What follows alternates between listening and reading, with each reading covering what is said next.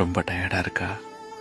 இந்த லைஃப் இவ்வளோ காம்ப்ளிகேட்டடா இருக்கும்னு நினைச்சு கூட பார்க்கல.